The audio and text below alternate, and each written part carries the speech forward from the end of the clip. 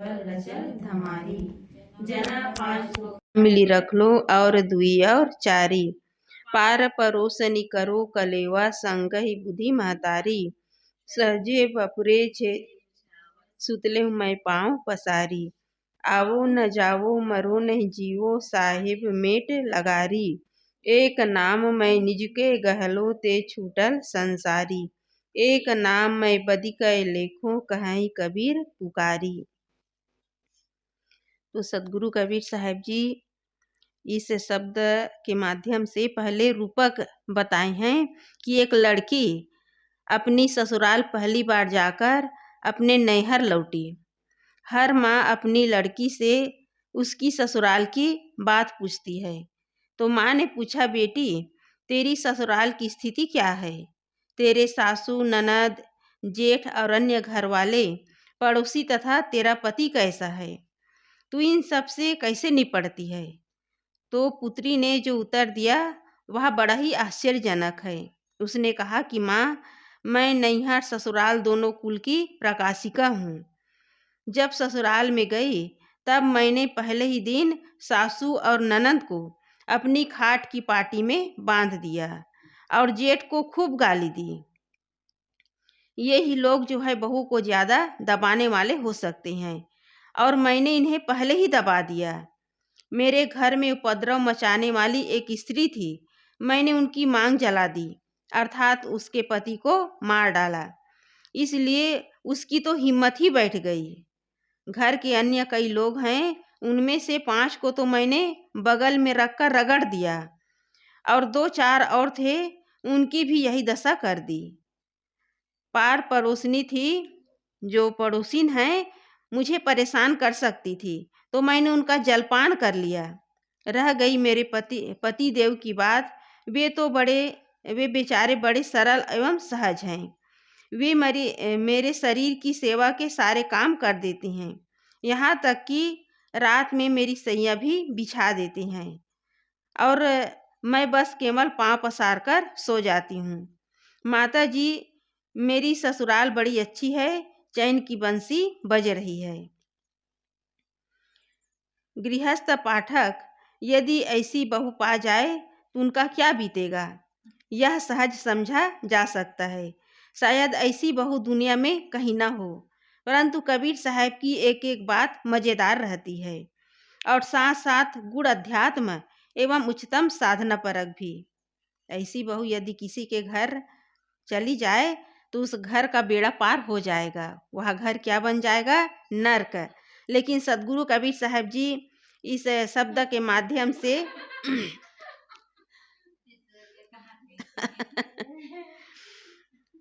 यहाँ आध्यात्मिक अर्थ बताए हैं, साधकों के लिए आध्यात्मिक अर्थ बताए हैं।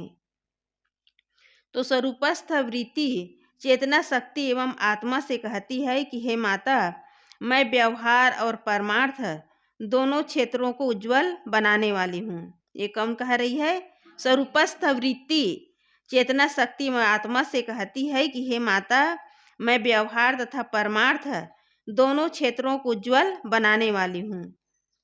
जब मैं अपनी स्वरूपस्थ रूपी ससुराल में गई तब मैंने संशय और कुबुद्धि रूपी सासू और ननद को स्थिति सैया की पाटी में बांध दिया और अहंकार रूपी जेठ को तिरस्कृत कर दिया।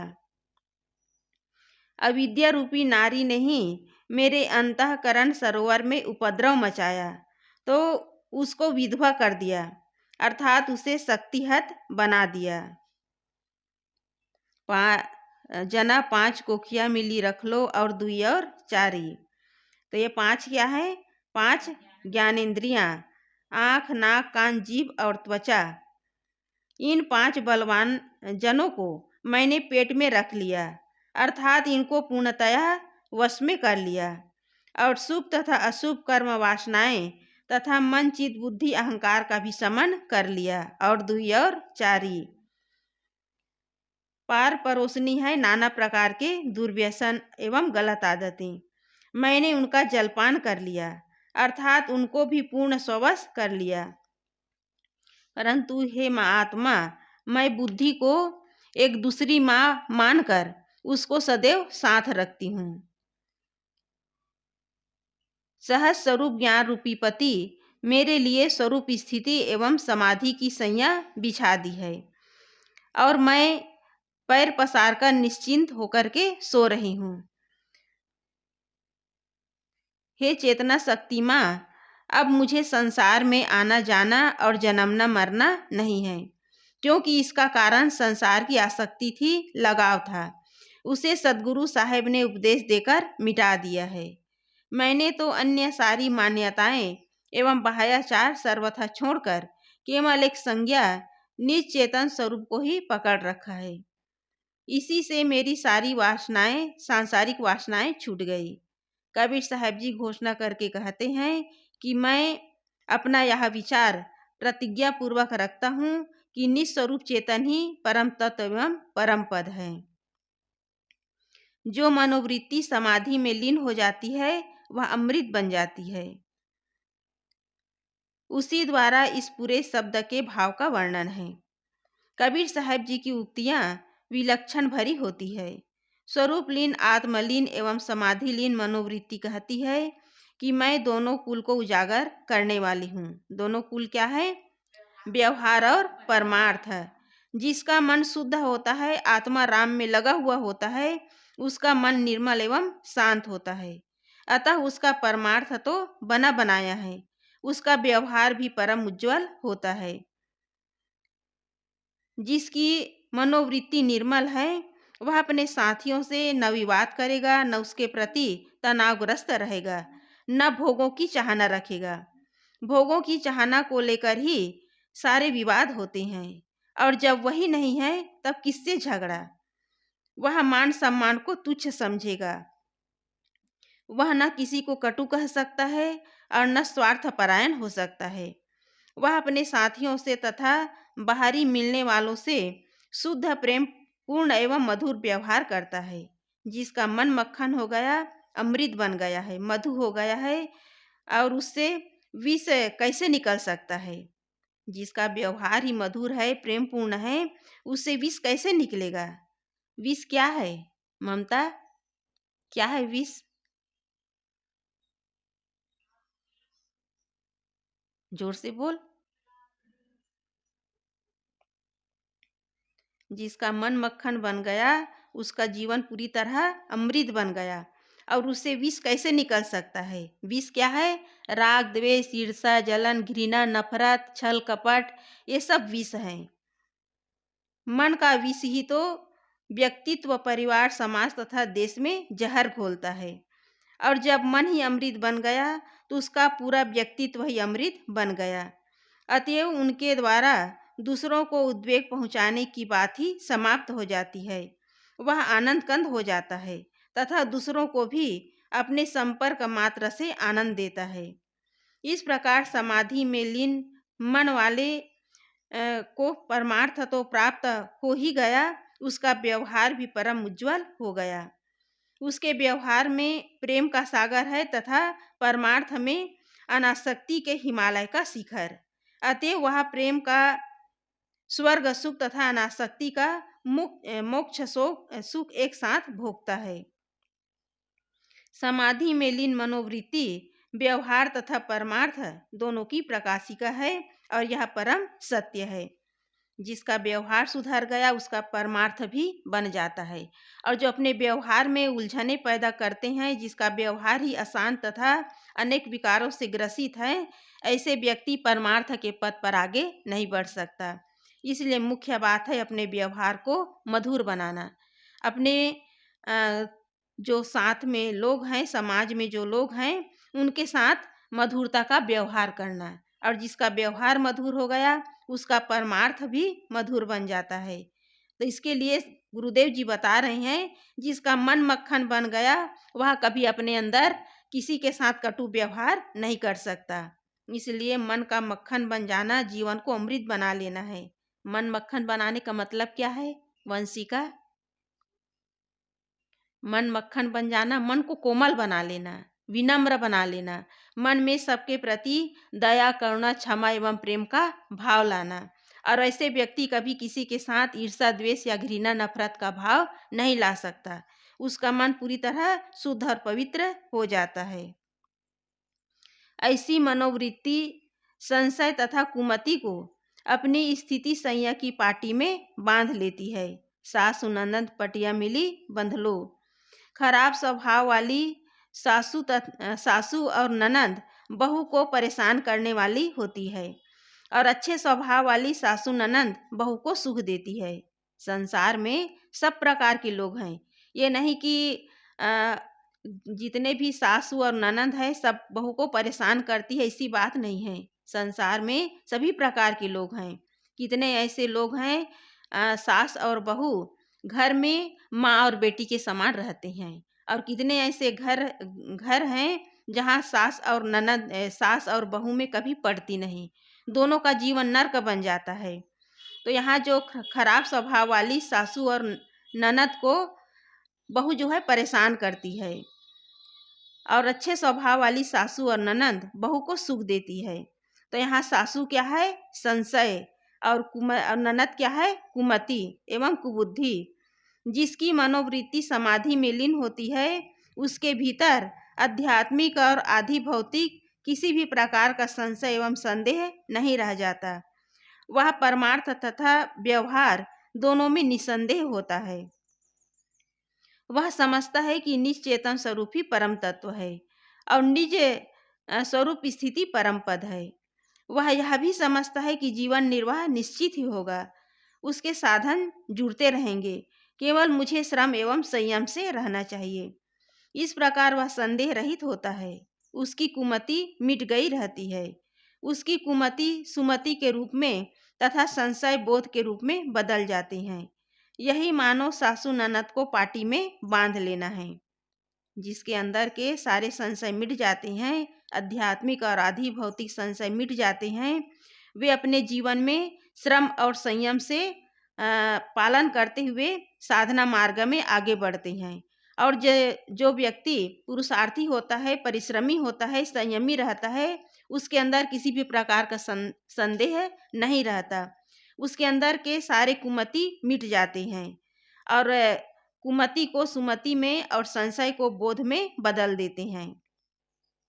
व्यवहार में कुबुद्धि के कारण मनुष्य उलझता है, और जिसे किसी भी प्रकार का संदेह नहीं रहता, वे अपने अंदर के सारे कुमति को, सारे दुर्मति को दूर कर देते हैं।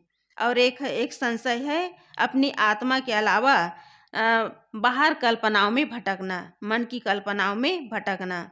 तो जहाँ सुबुद्धि और सुमति उसके अंदर समाहित हो जाती है, अपने अंदर के सारे संशय को, आध्यात्मिक संशय को बोध के द्वारा नष्ट कर देती हैं।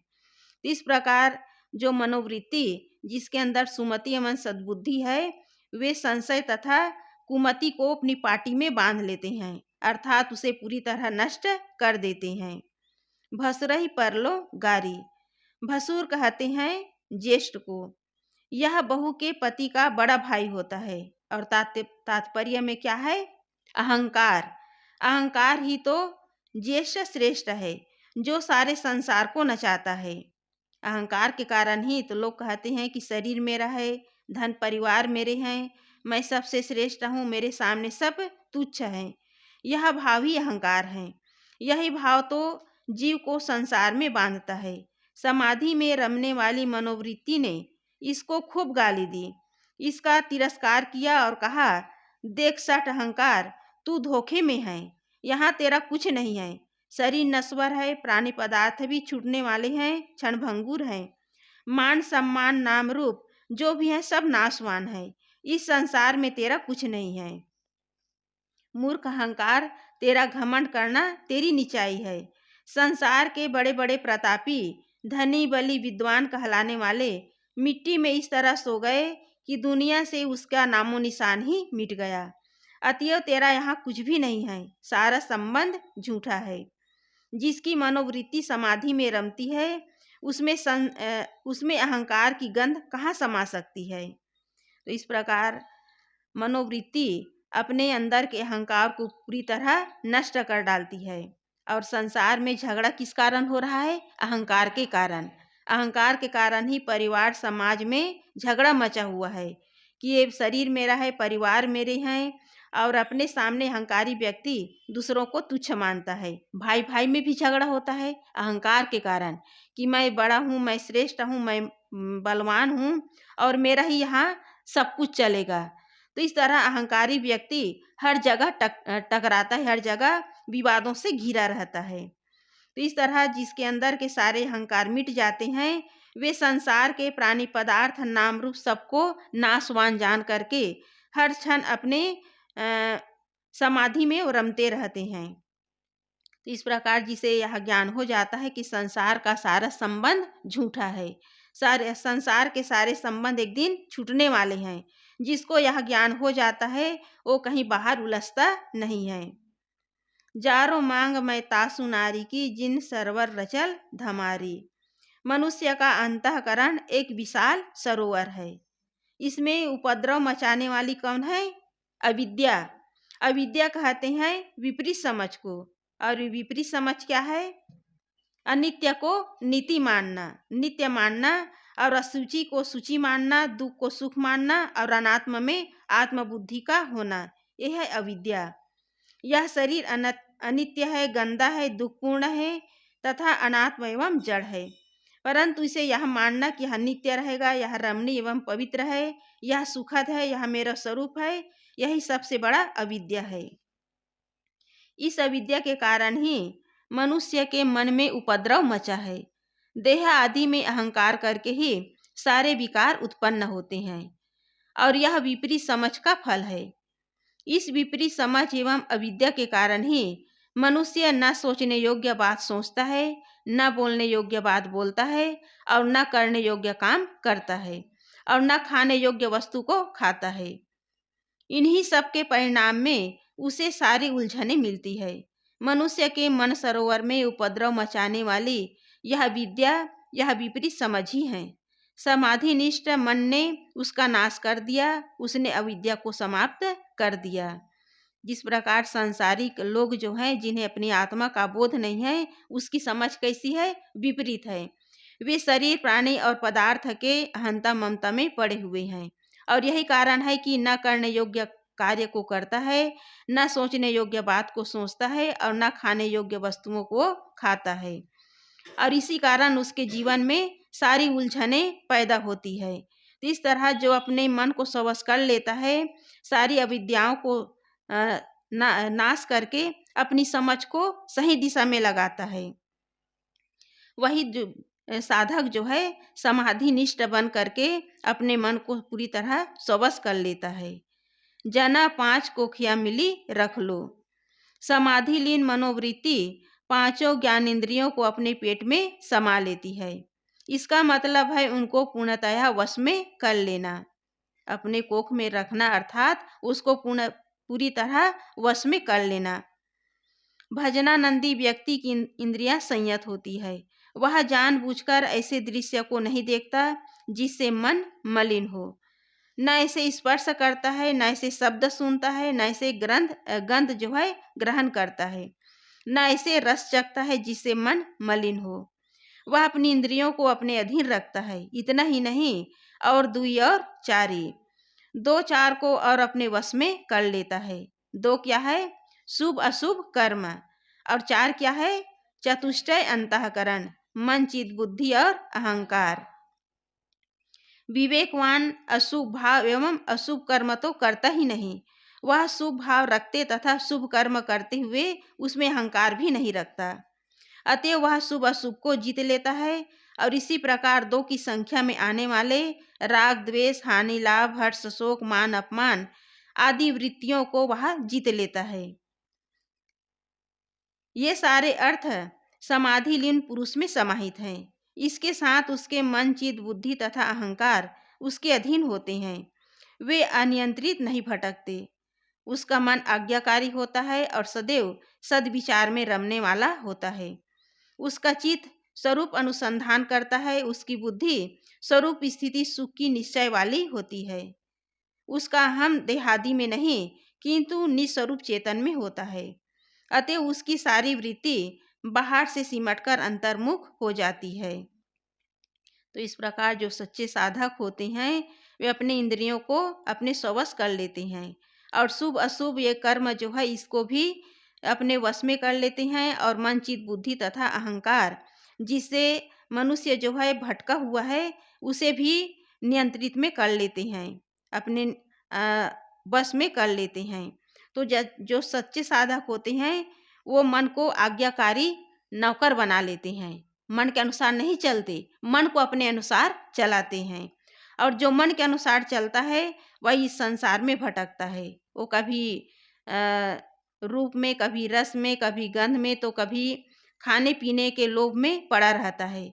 लेकिन जो विवेकवान होते हैं वो किसी भी चीज का अहंकार नहीं करता, शुभ कर्म करते हैं उसका भी अहंकार नहीं करता, वो हर समय अपने आत्मा में लीन होते हैं। तो इस प्रकार जो साधक होते हैं सारी वृत्तियों को समेटकर अंतर्मुख होने का काम करते हैं। उसके अंदर किसी भी प्रकार का अहंकार नहीं होता कि मैं बड़ा संयमी हूँ, मैं बड़ा साधक हूँ, इस तरह उसके अंदर अहंकार का भाव नहीं रहता। पार परोसनी करो कलेवा।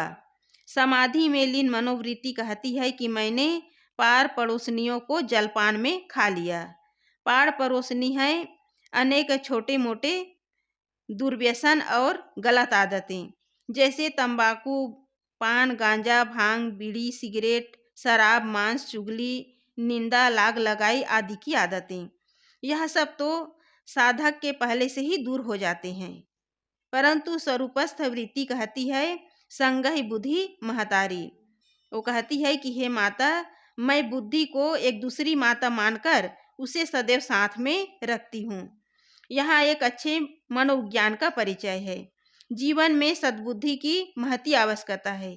सद्बुद्धि के अभाव में ही साधक आगे चलकर एक रस रहनी में नहीं चल पाता।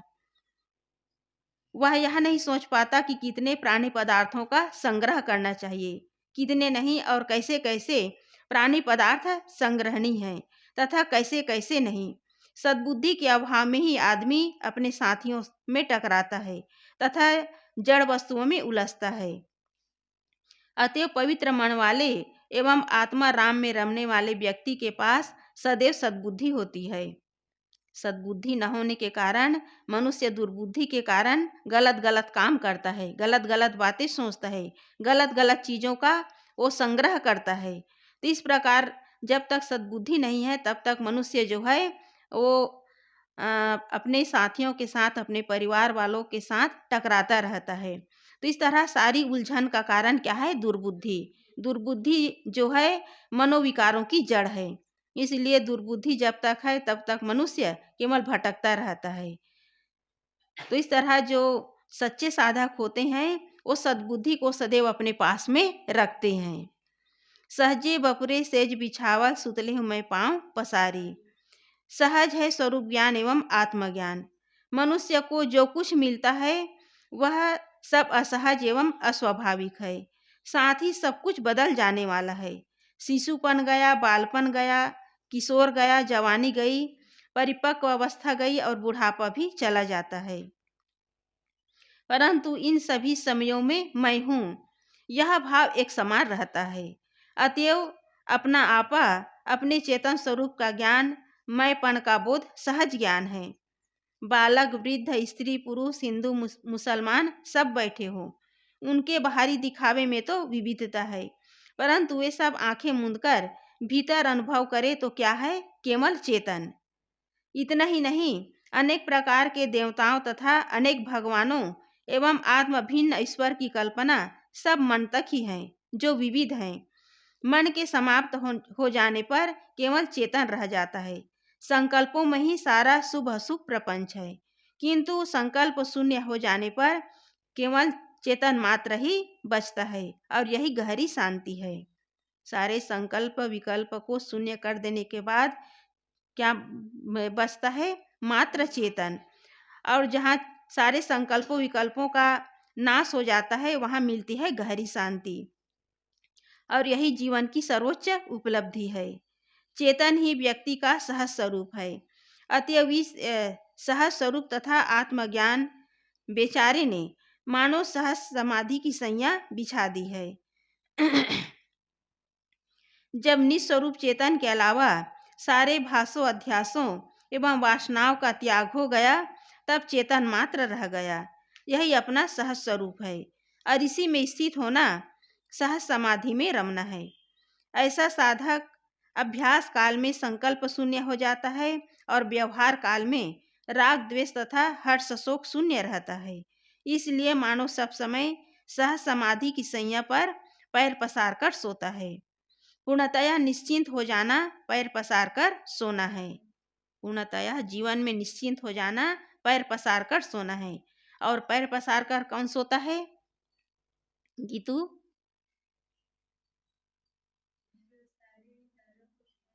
व्यवहार काल में विकार शून्य और समाधि काल में विचार शून्य। जो व्यवहार काल में किसी भी प्रकार के विकारों से अपने आप को ऊपर उठा लेता है, जिसके जीवन में राग द्वेष हर्ष शोक हानि लाभ ये सारे द्वंद्व नहीं रहते, और समाधि काल में किसी भी प्रकार के संकल्प विकल्प उसके अंदर नहीं उड़ते, वही पैर पसार करके सोते हैं। एक राजा एक महात्मा के दर्शन करने चले। वे महात्मा उस राजा के पूर्वाश्रम से परिचित थे। राजा को आते देखकर महात्मा पैर पसार कर लेट गए। राजा ने पूछा, आपने पैर पसारना कब से सीखा? तो महात्मा ने कहा, जब से हाथ पसारना छोड़ दिया। हाथ पसारना अर्थात मांगना, संसार से अपेक्षा रखना कि प्राणियों से पदार्थों से मुझे कुछ मिलेगा, सुख मिलेगा। तो जो बाहर संसारिकता से जो आसक्ति है, संसार के प्रति जो चाहना है, जो कामनाएं हैं, उसे पूरी तरह मिटा देता है। वो हमेशा पैर पसार करके सोता है। नीलम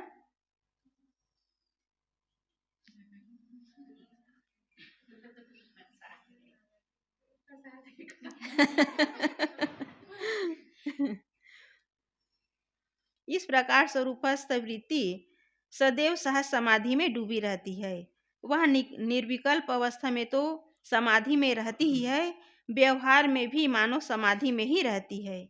ऐसे ज्ञानी पुरुष खाते पीते बोलते चालते चलते फिरते मानो समाधि लीन है। जिसकी वृत्ति सब समय पदार्थ पार है, वह सब समय समाधि में है। आओ न जाओ मरो नहीं जीवो साहेब मेट लगारी। आना जाना मरना जीना लगाव से आसक्ति से होते हैं। परंतु यहाँ तो सदगुरु साहेब ने ऐसा बोध दे दिया है कि सब तरफ से लगाव ही छूट गया। अब कहीं लगाव चिपकाहट मोह ममता नहीं रहे। फिर से किस वासना को लेकर जीव जगन नगर में भटकेगा। जब सारी आसक्ति सारे लगाव ही मिट गए, तो सदगुरु कबीर साहब जी कह रहे हैं कि सदगुरु ने ऐसा बोध दिया कि सब तरफ से आसक्ति मिट गई। तो इस प्रकार वह संसार में किस वासना को लेकर के फिर आएगा। जब आसक्ति ही आकर्षण ही मिट गया, सारे अहंता ममता ही मिट गए, तो जीव का इस संसार में आना बंद हो गया, उसका भटकना बंद हो गया। जिसका शराब से लगाव है वह शराब की दुकान पर जाता है, गांजा से लगाव है वह गांजे के अड्डे पर जाता है। इसी प्रकार जहाँ जिसका लगाव है वहाँ जाता है। यहाँ ज्ञानी पुरुष का दृश्य मात्र से कहीं लगाव नहीं रह गया है। फिर वह किस संस्कार को लेकर देह में आएगा। निश्चित ही वह बड़ी उच्चतम स्थिति है। यह जो स्थिति है उच्चतम स्थिति है, किंतु मनोवैज्ञानिक है। सारी आसक्तियों का अंत ही जीवन मुक्ति है। तो इस प्रकार जो सच्चे साधक होते हैं, सांसारिकता के प्रति जो लगाव है, जो आसक्ति है, उसे मिटा करके अपने अंदर किसी भी प्रकार के गलत संस्कार नहीं बनाते। वो हर क्षण अपने आत्मा राम का ही रमण करते हैं, अपने आत्मा का ही स्मरण करते हैं। उसके अंदर किसी भी प्रकार की वासना नहीं रहती। तो सदगुरु कहते हैं कि ऐसे जो जीव हैं, ऐसे जो मुक्त पुरुष हैं, वो अपना आना जाना सब प्रकार के जो लगाव है उसे पूरी तरह समाप्त कर देते हैं और अंत में जीवन मुक्ति दशा में पहुंच जाते हैं। एक नाम मैं निजको गहलों ते छूटल संसारी। संसारी भाव कैसे छूटता है, अर्थात समस्त विषय वासनाओं का त्याग कैसे होता है। तो इसके उत्तर में सदगुरु कबीर साहब जी कहते हैं, निज के नाम गहने से। यहाँ नाम शब्द उपलक्षण मात्र है, यहाँ अर्थ है निज चेतन स्वरूप। वैसे यहाँ नाम निज के ही कहा गया है। जो व्यक्ति का निज का नाम चेतन ही है, हमारा निज स्वरूप चेतन ही है। अतएव जो निज चेतन स्वरूप का भाव दृढ़ता पूर्वक पकड़ता है, उसी की सांसारिकता छूटती है। साधक जहाँ तक रंग रूप वाले भगवान या मन कल्पित आकारों को ग्रहण करता है, वहाँ तक संसारी भाव ही है, क्योंकि भौतिक जगत एवं मानसिक जगत त्रिगुणात्मक है। इन दोनों के ऊपर उठने पर ही निज स्वरूप की स्थिति होती है।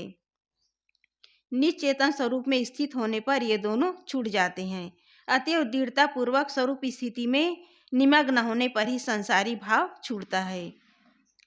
लेकिन लोगों के अंदर यही धारणा है कि राम नाम जपने से जीव का कल्याण हो जाएगा। वे बाहरी नाम का जप करते हैं लेकिन इससे सांसारिकता का जो भाव है छूटता नहीं है, क्योंकि मन कल्पित जो भगवान है उसका नाम जपने से कभी कल्याण होने वाला नहीं है।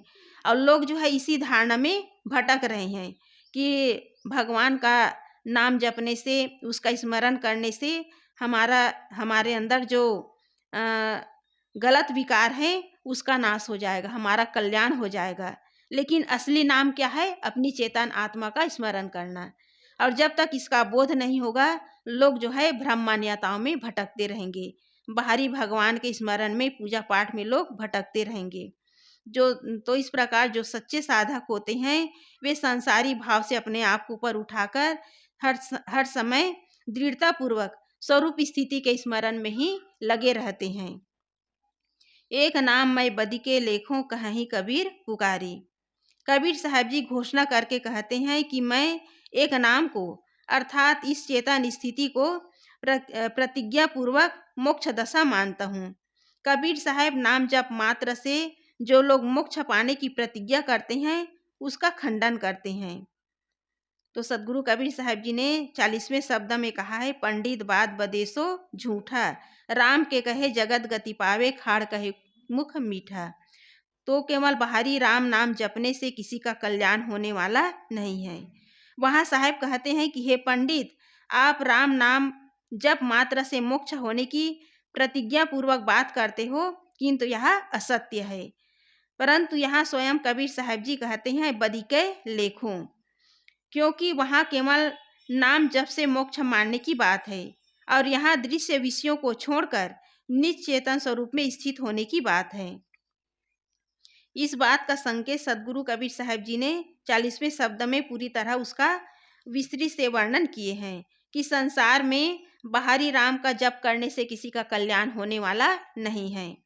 साची प्रीत विषय माया सो हरि भक्तन की फांसी, कहीं कबीर एक राम भजे बिनु बांधे यमपुर जासी। वहाँ भी यही बात है कि विषय एवं संसारी भाव का त्याग और राम का भजन। राम भजन निज चेतन स्वरूप की स्थिति ही है। अतएव सदगुरु कबीर साहब जी कहते हैं कि जब तक मनुष्य जो है अपने आत्मा राम का भजन नहीं करेगा, वे बाहर भटकते रहेंगे। इस तरह जो पंडित लोग हैं, जो धर्म के अगुआ लोग हैं, लोगों को यही बताते हैं कि बाहर राम का जप करो, बाहर भजन करो, तुम्हारा उद्धार हो जाएगा। लेकिन सदगुरु कबीर साहब जी इसका खंडन करते हैं। जब तक अंतरात्मा राम का स्मरण नहीं होगा, उसका भजन नहीं होगा, तब तक इस जीव का कल्याण होने वाला नहीं है। बोलिए सदगुरुदेव की जय।